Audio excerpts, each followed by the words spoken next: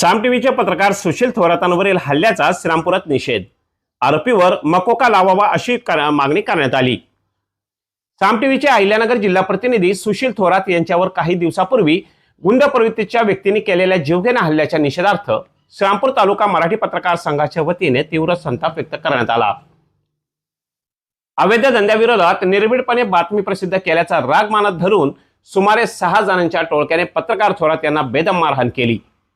या घटनेतील सर्व दोषींवर तात्काळ मकोका अंतर्गत कठोर कारवाई करावी या मागणीचे निवेदन श्रीरामपूर मराठी पत्रकार संघाच्या वतीने पोलीस प्रशासनाला देण्यात आले. सदरचे निवेदन डीवायएसपी जयदत्त भवर आणि पोलीस निरीक्षक विशाल खैरे यांनी स्वीकारले. यावेळी पत्रकारांनी प्रशासनासमोर आपली तीव्र भूमिका मांडली. तिथं घटना घडली ते भिस्तबाग चौक आणि त्या परिसरातली जी लोक आहे ती सगळी लोक त्यांना ओळखतात आणि त्यांच्या मुलाच्या गाडीला धक्का लागला समोरच्यांच्या आणि त्यांनी तिथं वाद न घालता स्वतः येऊन ते प्रकार मिटवला आणि तिथून जाण्याच्या वेळेला 10-15 गुंड अचानक आले आणि फरशी आणि दगडांनी त्यांना असं मारलं की जसं त्यांना मारूनच टाकायचं आहे. मग त्यांच्या डोळ्याला त्याचं दुखापत झाली, त्यांच्या कमरेला दुखापत झाली.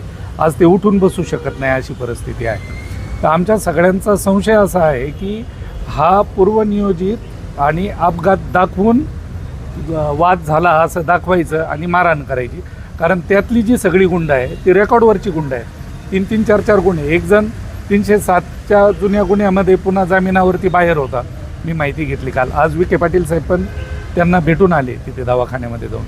पण या पद्धतीने जर का मारहाण होत असेल, मारहाण होणं एखादी गोष्ट.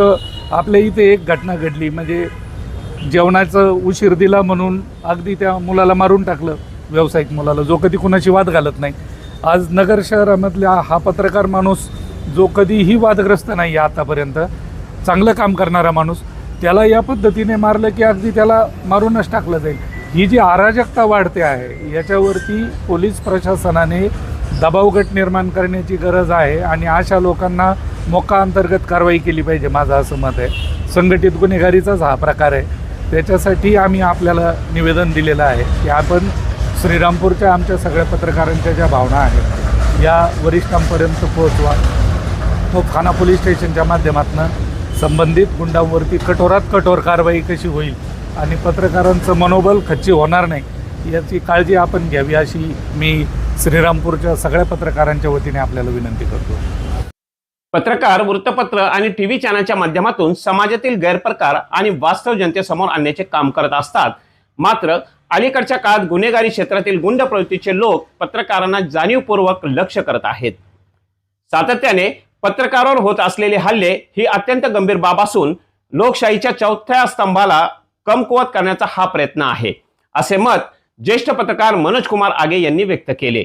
काहीतरी धक्का लागला किंवा त्या समोरच्याच्या गाडीला धक्का लागला असं काहीतरी त्यातून वाद झाला. वाद झाल्यानंतर हा पत्रकार बांधव असल्यामुळे सकारात्मक घेतलं, बा जाऊ द्या, झालं गेलं, काय असेल, कोणाच्या गाडीचं नुकसान झालं तर आपण भरू पाहू असं झालं. तर त्यानंतर काय झालं, हे इतकी बेदम मारहाण झाली त्या पत्रकाराला का त्यांना डायरेक्ट रुग्णालयात ॲडमिट करावं लागलं. त्यांना त्याच्यावरती रुग्णालयात उपचार सुरू आहे. मग आमच्या जिल्ह्यातल्या पत्रकारांच्या संघटना अनेक आहेत, शहरातल्या संघटना जागृत झाल्या, SP साहेबांना भेटले, निवेदन दिलं, गुन्हा दाखल झाला.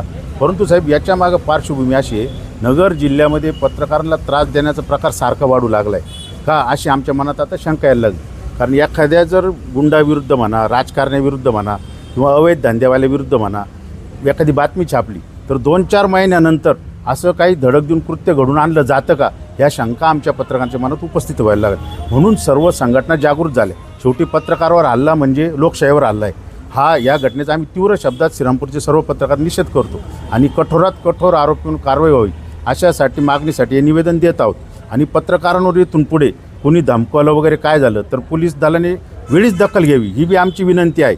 आणि पत्रकार संघटना त्यांच्याशी संघर्ष करायला भक्कम आहेत, परंतु आम्ही लेखणीने काम करतो. नाही तर आमच्या मागं बी सर्व समाजातील घटक उभे राहून त्यांच्यासाठी, त्यांच्या हक्कासाठी लढतील आणि समोरच्याला सुद्धा जाब विचारण्याची हिंमत सर्व पक्षी दाखवू शकतात. परंतु आम्हाला त्या मार्गावर जायचं नाही.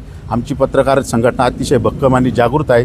त्याच्यामुळं आमच्यामध्ये बी ताकद आहे. आम्ही नेता घडवतो बी आणि नेत्याला खाली बसवतो बी.